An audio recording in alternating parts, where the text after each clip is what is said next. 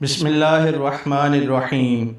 حضرت خالد بن ولید رضی اللہ تعالی عنہ جو کہ سیف اللہ ہیں، آپ جس میدان جنگ میں تشریف لے جاتے اپنی ٹوپی کو ضرور سر پر رکھ کر جاتے اور ہمیشہ فتح پا کر ہی لوٹتے، کبھی شکست کا منہ نہ دیکھا۔ ایک مرتبہ جنگ یرموک میں جب کہ میدان جنگ گرم ہو رہا تھا، حضرت خالد کی ٹوپی گم ہو گئی۔ آپ نے لڑنا چھوڑ کر ٹوپی کی تلاش شروع کر دی۔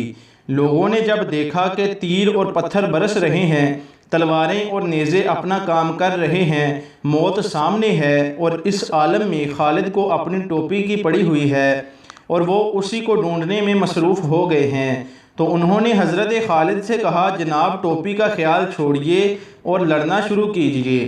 حضرت خالد نے ان کی اس بات کی پرواہ نہ کی اور ٹوپی کی بدستور تلاش شروع رکھی۔ آخر ٹوپی ان کو مل گئی تو انہوں نے خوش ہو کر کہا، بھائیو جانتے ہو مجھے یہ ٹوپی کیوں اتنی عزیز ہے؟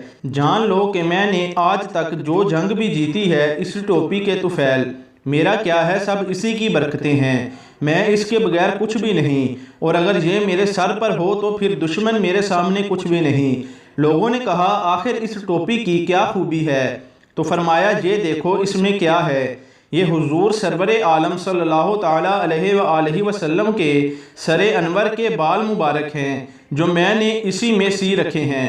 حضور ایک مرتبہ عمرہ بجا لانے کے لیے بیت اللہ شریف تشریف لے گئے اور سر مبارک کے بال اتروائے، تو اس وقت ہم میں سے ہر ایک شخص بال مبارک لینے کی کوشش کر رہا تھا اور ہر ایک دوسرے پر گرتا تھا، تو میں نے بھی اسی کوشش میں آگے بڑھ کر چند بال مبارک حاصل کر لیے تھے اور پھر اس ٹوپی میں سی لیے۔